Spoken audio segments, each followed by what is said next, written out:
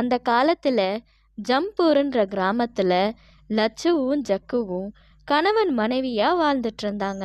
லட்சு, நான் வியாபாரத்துக்கு கிளம்புறேன். உன்னை இப்படி தனியா விட்டு போக ரொம்ப கஷ்டமா தான் இருக்கு. ஆனா நமக்கு வேற வழி இல்லை. நான் வியாபாரத்துல வர லாபத்தை வச்சு தான் உன்னோட மருத்துவ செலவை பார்த்துக்கணும். புரியுது ஜக்கு, நீங்க போயிட்டு வாங்க, நான் பத்திரமா இருந்துப்பேன். ஜக்கு வியாபாரத்துக்கு கிளம்பிட்டான். லட்சு உடம்பு முடியாம இருந்தா. லட்சுக்காகவே ஜக்கு ரொம்ப உழைச்சி மருத்துவ செலவுக்கு காசை சேர்த்துட்டு இருந்தான். பழம் பழம், நல்ல நாட்டு பழம், வாங்க வாங்க. தினம் ஜக்கு அந்த அடர்த்தியான ஆப்பிள் மரத்து நிழல்ல தான் வியாபாரம் செஞ்சுக்கிட்டே இருந்தான். ஜக்கு, நான் உன்கிட்ட ஒரு கேள்வி கேட்கணும். கேளு என் உயிர் நண்பா. நீ கேட்டு நான் பதில் சொல்லாம இருப்பேனா? என் கூட யாருமே ஃப்ரெண்டா இல்ல, நீ மட்டும்தான். ஏன்னா என்னால ஆப்பிள் தர முடியாது. யாருமே என்கிட்ட பேச மாட்டாங்க. நீ வேஸ்ட்னு என்னை எல்லாரும் சொல்லுவாங்க. ஆனா உனக்கு மட்டும் ஏன் என்ன பிடிச்சிருக்கு? ஏன்னா நான் மற்றவங்க மாதிரி உன்கிட்ட பழத்தை எதிர்பார்க்கல. உன்னோட உண்மையான நட்பு, உன்னோட அன்பு மட்டும்தான் எனக்கு வேணும். ஜக்குவும் அந்த ஆப்பிள் மரமும் ரொம்ப நல்ல நண்பர்களா இருந்தாங்க.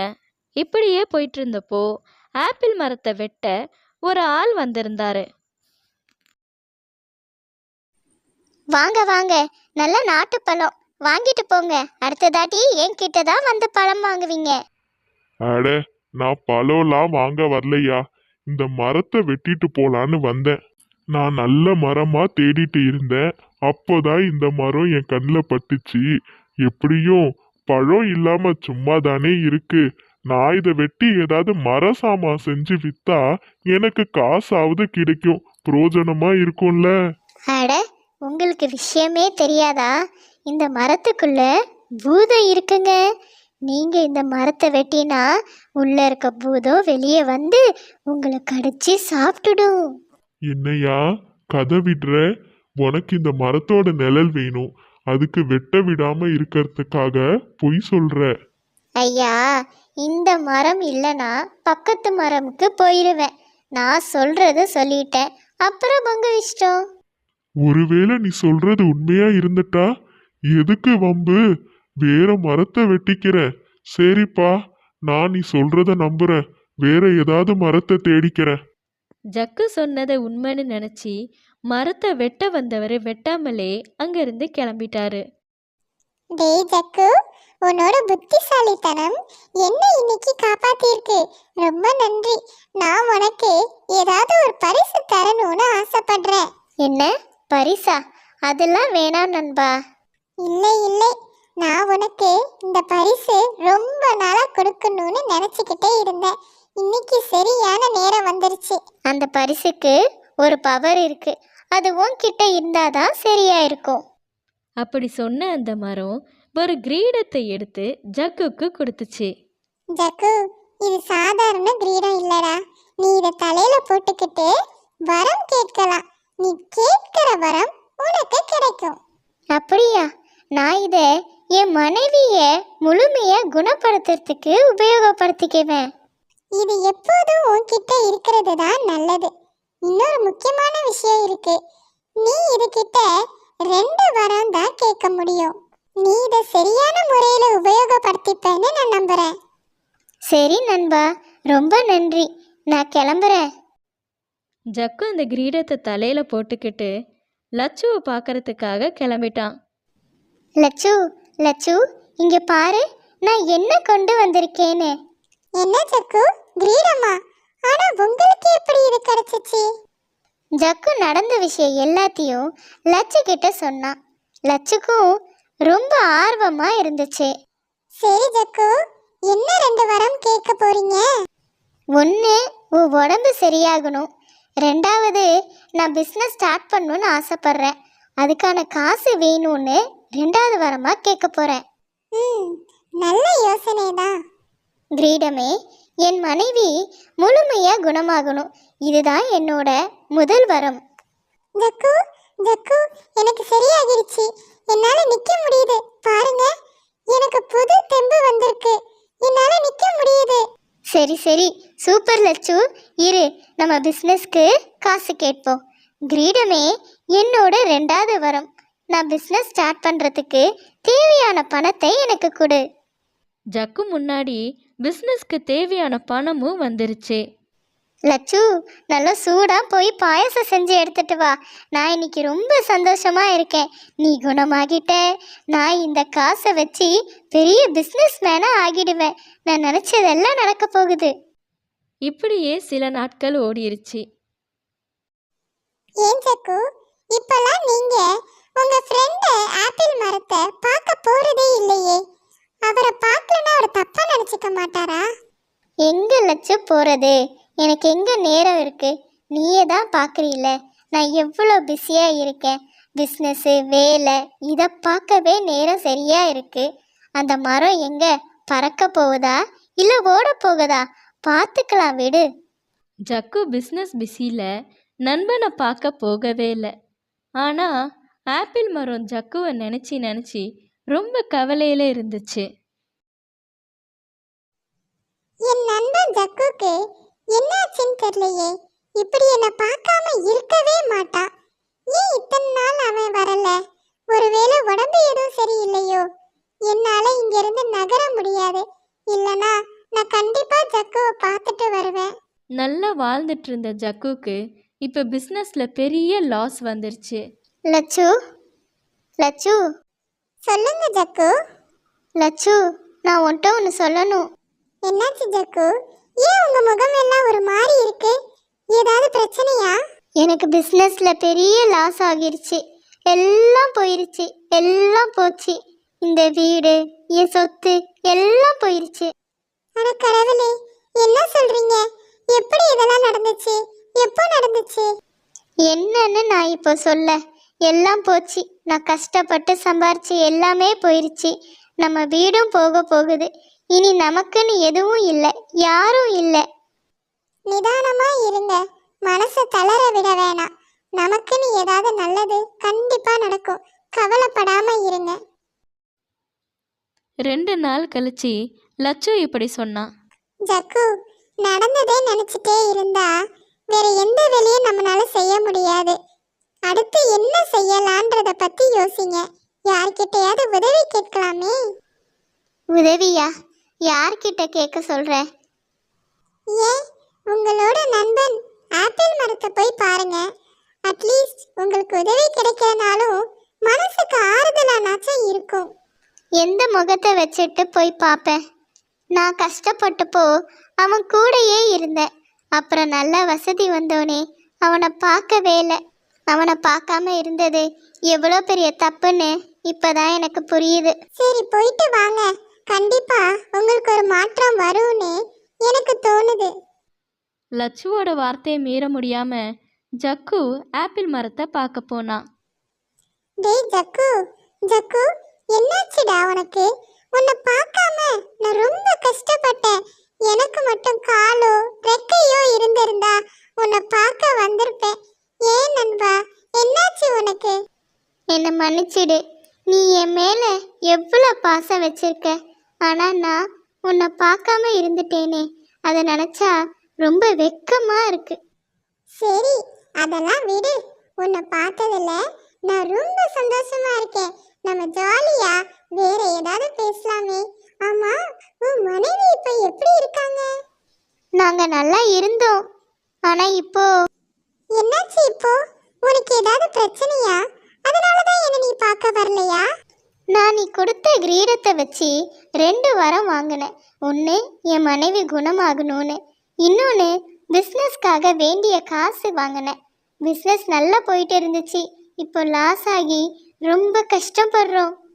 நீ ஏன் கஷ்டப்படுற? அந்த கிரீடம் உன்கிட்ட தானே இருக்கு. நீ அந்த கிரீடத்துக்கிட்ட வரத்தை கேட்க வேண்டியதானே? நான் தான் சொன்னேனே 2 வரம் கேட்டுட்டேன்னு. அப்புறம் எப்படி? அட ஜக்கு, தினம் தினம் உன்னால 2 வரம் கேட்க முடியும். ஒரு நாளைக்கு 2 வரம். என்ன, ஒரு நாளைக்கு 2 வரமா? நான் மொத்தமே 2 வரம்னு நினைச்சேன். நண்பா, என் பிரச்சனை எல்லாம் முடிஞ்சது. நீ உண்மையிலே ரொம்ப சிறந்தவன் தான். நீ தான் சிறந்த நண்பன். நான் இப்போ போயிட்டு அந்த கிரீடத்துக்கிட்ட வரம் எல்லாம் கேட்டு என் பிரச்சனையெல்லாம் முடிச்சிட்டு அப்புறம் உன்னை பார்க்க வரேன். ஜக்கு, திரும்ப எப்போ என்னை பார்க்க வருவ? அது தெரியல, ஆனா கண்டிப்பா உன்னை பார்க்க திரும்ப வருவேன்.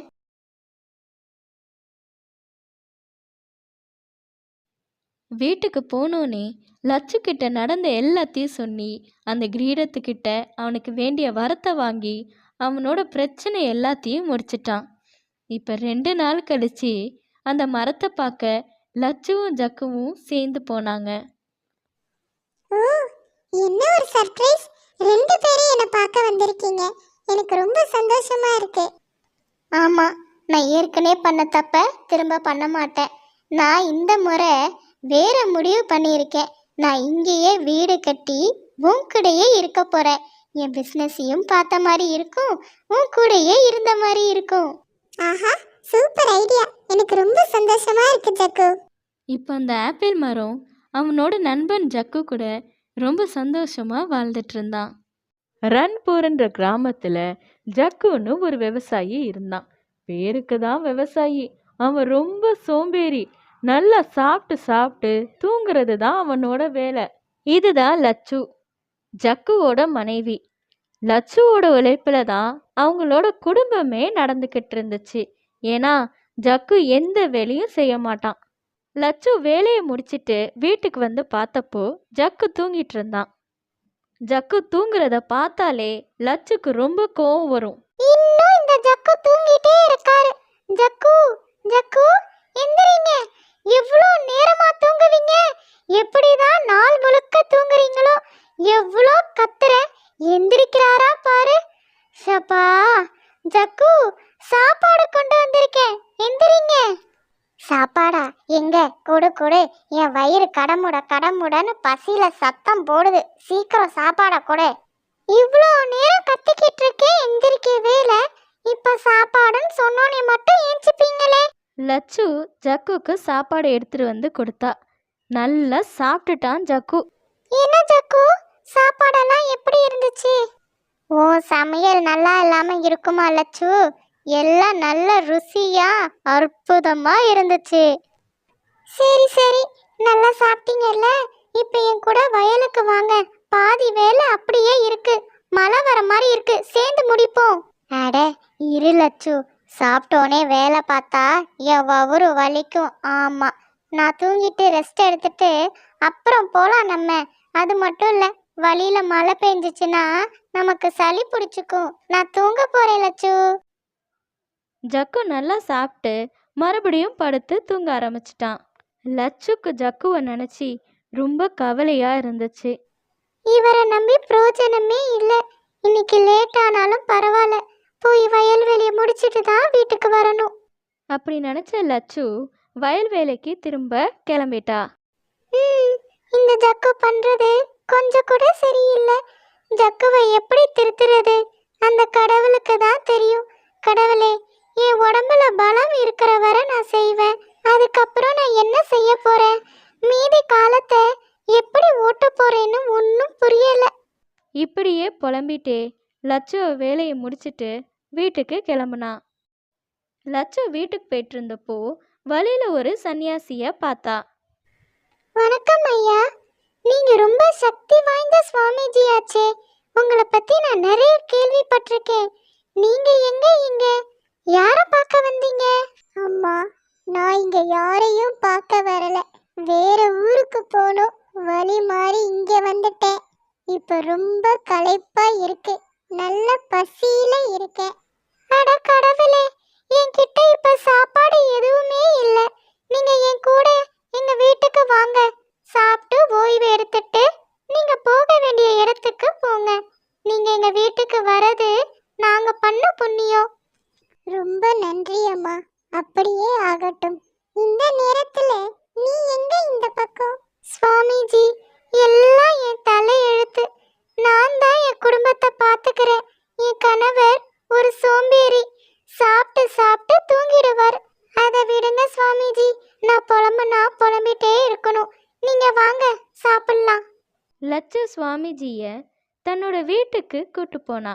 நல்ல வயிறு நிறைய சாப்பாடு போட்டா. ஐயா, நீங்க நல்லா சாப்பிட்டீங்களா? என் மனைவி லட்சு ரொம்ப நல்லா சமைப்பா. நானே அவ சாப்பாடை சாப்பிட்டு சாப்பிட்டு நல்லா தூங்கிடுவேன். நீங்களும் ஓய்வெடுங்க. நான் நல்லா சாப்பிட்டேன்ப்பா. வயிறு நிரம்ப சாப்பிட்டேன். உங்களுக்கு ஏதாவது நல்லது செய்யணும்னு நினைக்கிறேன். என்ன வேணும் கேளுங்க. ஐயா, நீங்க வயிறு நிரம்ப சாப்பிட்டதே எங்களுக்கு போதும். லட்சு பெருந்தன்மையா சொன்னான். ஆனா ஜக்கு வரம் கேட்கணும்னு முடிவு பண்ணான். நான் கேட்கிறேன். இந்த லட்சு எப்பொழுதும் புலம்பிட்டே இருக்கா. இந்த வேலை செய், அந்த வேலை செய்யின்னு. நான் பாவம் இல்லை சுவாமிஜி, அவளுக்கு புரிய மாட்டேனுது. அதனால எனக்கு ஒரு வேலையாள் வேணும். நாங்க சொல்ற வேலை எல்லாம் அவ செய்யணும். அவ்வளோதானா? நான் உனக்கு ஒரு வேலைக்காரனை தரேன். அவன்கிட்ட உனக்கு என்ன வேலை வேணுமோ செய்ய சொல்லு. ஆனா ஒண்ணு, அவன் ஒரு முட்டாள். நீ அவனுக்கு வேலை கொடுத்துட்டே இருக்கணும். இல்லனா அவன் உன்னை சாப்பிட்டுருவான். அவ்வளோதானே? எங்களுக்கு நிறைய வேலை இருக்கு. வயல் வேலை, வீட்டு வேலை, அப்படி நிறைய வேலை இருக்கு. நான் பார்த்துக்கிறேன். சரி, அப்ப நான் கிளம்புறேன். நான் போனதும் உங்களுக்கு ஒரு வேலைக்காரன் வந்துடுவான். சுவாமிஜி அப்படி சொல்லிட்டு அங்கேருந்து கிளம்பிட்டாரு. பின்னாடியே சுவாமிஜி சொன்ன வேலைக்காரன் வந்துட்டான். வணக்கம். எனக்கு ஏதாவது வேலை கொடுங்க. எனக்கு ஏதாவது வேலை கொடுங்க. யாருப்பா நீ? எங்கேருந்து வந்திருக்க? பார்க்கவே வித்தியாசமா வேற இருக்க. நான் தான் வேலு. சுவாமிஜி தான் என்னை இங்க அமிச்சாரு. உங்களுக்கு வேலை செய்ய சொல்லி என்னை அமிச்சாரு. எனக்கு ஏதாவது வேலை கொடுங்க. எனக்கு ஏதாவது வேலை கொடுங்க. ஓ, நீதானா? சரி சரி, முதல்ல வீடு ஃபுல்லா சுத்தம் பண்ணிட்டு வா. வேலு அங்கிருந்து வீடை சுத்தம் பண்றதுக்காக போனான். அப்பாடா லட்சு, இனிமே உன்னோட நெய்யே எனக்கு இருக்காது. வேலை கொடுக்க மாட்டேன். நிம்மதியா தூங்கலாம், சாப்பிடலாம். இவனை வச்சு வயல் வேலைலாம் பார்க்கலாம். நல்ல வருமானமும் வரும். நல்லா சாப்பிடலாம். ஜக்கு லட்சுட்ட அப்படி சொல்லிட்டு இருந்தப்பயே வேலு வேலையை முடிச்சிட்டு திரும்ப வந்துட்டான். என்ன வேலு, என்ன வேணும்? எதுக்கு இப்போ இங்கே வந்த? தண்ணி எதுவும் தேவைப்படுதா? வேலையை முடிச்சிட்டு அப்புறம் ஒரேடியா சாப்பிட்டுக்கோ. நான் எல்லாமே க்ளீன் பண்ணிட்டேன். எனக்கு வேற வேலை கொடுங்க. எனக்கு வேலை கொடுங்க. இல்லைனா நான் உங்களை சாப்பிட்ருவேன். எனக்கு வேலை கொடுங்க. அட ஆமா, வீடு இவ்வளோ சுத்தமா இருக்கு. நீ எப்படி அதுக்காட்டி எல்லா வேலையும் முடிச்ச? எனக்கு ஏதாவது வேலை கொடுங்க. எனக்கு ஏதாவது வேலை கொடுங்க. இல்லைனா நான் உங்களை சாப்பிட்ருவேன். எனக்கு ஏதாவது வேலை கொடுங்க. ஐயோ, இவன் என்ன சொன்னதே சொல்லிட்டே இருக்கா? வெளியே ஒரு மரம் இருக்கு, ரொம்ப காஞ்சி போயிடுச்சு. அந்த இலையெல்லாம் க்ளீன் பண்ணி அந்த மரத்தை சின்ன சின்ன கட்டையா வெட்டி வை. வேலு அடுத்த வேலை செய்யறதுக்கு கிளம்பிட்டான். என்ன லட்சு, இவன் சூப்பர் ஃபாஸ்டா இருந்தா நான் விட்டுருவேனா? எப்படியும் மரத்தை வெட்டி அதை சின்ன சின்ன கட்டையா வெட்டி அதுக்குள்ள நான் ஒரு 3 ரவுண்டு தூங்கி ஏஞ்சிருவேன். ஜக்கு அப்படி சொல்லிட்டு இருந்தப்பவே வேலு திரும்ப வந்துட்டான். என்ன வேலு, மரத்தை அதுக்காட்டி வெட்டிட்டியா? எதுக்கு இப்ப வந்த? நீங்க சொன்ன வேலையை நான் முடிச்சிட்டேன். எனக்கு வேற ஏதாவது வேலை கொடுங்க. எனக்கு ஏதாவது வேலை கொடுங்க. இல்லைன்னா நான் உங்களை சாப்பிட்டுருவேன். நீ பொய் சொல்ற. நான் நம்ப மாட்டேன். அது எப்படி ஒரு மரத்தை வெட்டி சின்ன சின்ன கட்டையை அதுக்காட்டி முடிக்க முடியும்? என் மேல நம்பிக்கை இல்லைன்னா நீங்களே வந்து பாருங்க. அங்க போய் பார்த்தப்போ வேலு எல்லா வேலையும் முடிச்சு வச்சிருந்தான். சரி சரி, நீ இப்போ போய் வயலை சுத்தம் பண்ணிட்டு வா. ஐயோ, பெரிய பிரச்சனையில மாட்டிக்கிட்டேனே. இவன் இவ்வளோ வேகமாக வேலையை முடிப்பான்னு நான் நினச்சி கூட பார்க்கல. இப்போ போனவன் சீக்கிரம் எப்படியும் வந்துடுவான். நான் இப்போ என்ன வேலை கொடுக்கறது? லட்சு கிட்டேயே ஏதாவது ஐடியா கேட்போம். அப்படி நினைச்ச ஜக்கு லட்சு கிட்ட ஐடியா கேட்கலான்னு வந்தான். லட்சு, இந்த பிரச்சனையிலேருந்து நீ தான் என்னை காப்பாற்றணும். எப்படியும் அந்த வேலு இப்போ வந்துடுவான். வேலை கொடுங்கன்னு. இல்லைனா என்னை சாப்பிட்ருவான். என்ன பண்ணுறது? சரி, உங்களை பார்த்தா பாவமாக தான் இருக்கு. நான் ஐடியா தரேன். ஆனால் ஒரு கண்டிஷன். நீ என்ன சொன்னாலும் நான் செய்கிறேன் லட்சு. என்ன செய்யணும் சொல்லு. ஆனால் அதுக்கு முன்னாடி எனக்கு ஐடியா கொடு. இனிமே நீங்க தான் வயல் வேலையை பார்க்கணும். உங்க வேலையை ஒழுங்கா செய்யணும். சுறுசுறுப்பா இருக்கணும். பொறுப்பா இருக்கணும். கண்டிப்பா கண்டிப்பா நான் எல்லா வேலையும் செய்கிறேன். எனக்கு ஐடியா கொடு சீக்கிரம். வெளியே ஒரு பக்கெட் இருக்கு, அதில் ஓட்டையை போட்டுருங்க. அப்புறம் அவன் வந்தோடனே சொல்லுங்க, அந்த பக்கெட்ல தண்ணியை நிரப்பிட்டு வான்னு. அவனால தண்ணியை நிரப்பவே முடியாது. என்ன லட்சுமா நீ ஐடியா சொல்ற? அவன் அதில் ஓட்டை இருக்குன்னு கண்டுபிடிச்சிருவான்ல. இல்லை, அவன் கண்டிப்பா கண்டுபிடிக்க மாட்டான். அவன் ஒரு முட்டாள். அவனால எதையுமே யோசிக்க முடியாது. நம்ம சொல்றத மட்டும்தான் செய்வான். சுவாமிஜி சொன்னாரே, ஞாபகம் இல்லையா? அட ஆமா. சரி சரி, இப்ப வரட்டும், அவனை ஒரு வழி பண்ணிடுறேன். வேலு ஜக்கு சொன்ன எல்லா வேலையும் முடிச்சிட்டு கொஞ்ச நேரத்திலே திரும்ப வந்துட்டான். எனக்கு ஏதாவது வேலை கொடுங்க, எனக்கு ஏதாவது வேலை கொடுங்க, இல்லைன்னா நான் உங்களை சாப்பிட்டுருவேன். வா வா, வெளியே ஒரு பக்கெட் இருக்கு, அதை எடுத்துட்டு போய் பக்கத்து காட்டுல தண்ணி வரும், அங்க இருந்து தண்ணியை நிரப்பி எடுத்துட்டு வா. லட்சு எதிர்பார்த்த மாதிரி வேலு பக்கெட்ல இருந்த ஓட்டையை பத்தி யோசிக்கவே இல்லை. பக்கெட்ல தண்ணி நிரம்புறதுக்காக அங்கேயே காத்துக்கிட்டே இருந்தான். இப்ப லட்சு வீட்டில் சமைச்சு ஜக்குக்காக காத்துக்கிட்டு இருந்தா. அவங்க ரொம்ப சந்தோஷமா வாழ ஆரம்பிச்சாங்க. லட்சு செஞ்சிட்டு இருந்த வேலையெல்லாம் இப்ப ஜக்கு செய்ய ஆரம்பிச்சிட்டான். தப்ப உணர்ந்த ஜக்கு வயல் வேலையை செய்ய ஆரம்பிச்சான். வேலு தண்ணியை நிரப்ப முடியாம அங்கேயே பக்கெட்ல தண்ணி நிறையறதுக்காக காத்துக்கிட்டு இருந்தான். தண்ணி வேஸ்ட் ஆகாம இருக்க அந்த தண்ணிய வயலுக்கு போற மாதிரி லட்சு வாய்க்கா வெட்டியிருந்தா.